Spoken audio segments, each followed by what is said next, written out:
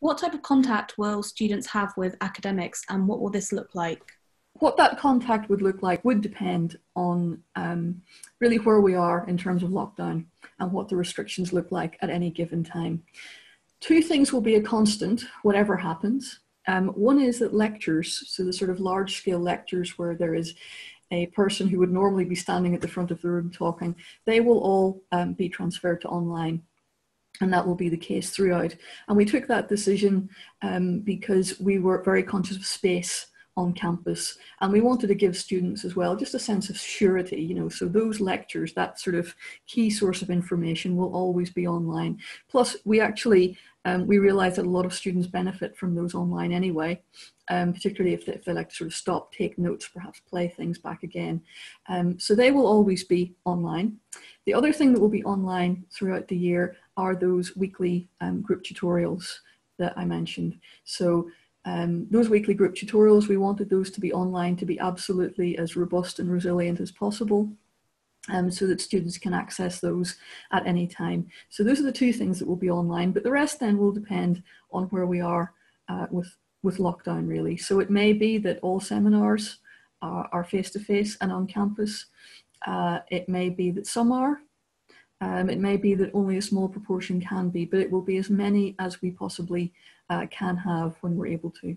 Yeah, the interaction of staff and students is a key thing, and obviously if the face-to-face is there, such as in practicals and stuff, we will be using that at a priority. But as we talked about before, a lot of what we do, we've already started experimenting with Canvas, understanding that even before COVID. So things like, if you've had a lecture or a series of lectures and there's a question and answer session, what we used to find was students often didn't turn up for that because, you know, maybe they were commuting in, or maybe they had something else on. Things like live chat on Canvas, we've been using for a while. So you have a question and answer session where students type in their questions and staff can answer that in real time. That's recorded, and then it forms a frequently asked question that students can go back and refer to. So all these little things nuance the relationship between the staff and the students. And we're also starting to think, we said earlier that the online experience in some ways can be better. There are some advantages to it. So we're starting to ask the question, well, how can we use the face-to-face, the valuable face-to-face space differently to really maximize its value and really think about what the staff, what the students want to get out of those sessions, rather than just say, did you read the book? Do you know what the structure of an amino acid is?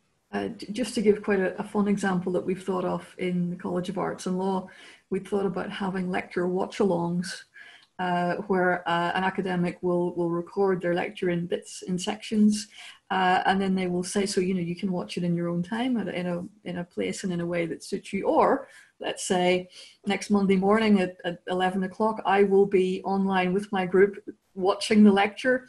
You can put in the chat, you can put your questions in, and I will answer them live as I talk. I think it would be a brave lecturer who could listen to themselves for that length of time. But that's the sort of thing that we're just trying to think. We're trying to think laterally and think of ways that engage students, and also just think fun, actually. Just try and bring enjoyment into this. Yeah, that idea of the live but online lecture is daunting but very exciting for some of us, that we would give a seminar online with the live chat going, with people asking questions as going on. And I've done this in the past in live lectures with live chat, and it's good because the students who might not want to put their hand up and ask a question can ask a question in chat and not feel that they've been picked out or it's an inappropriate question. When I first started doing it, mainly people used to complain about my shirts, but they soon got bored with that.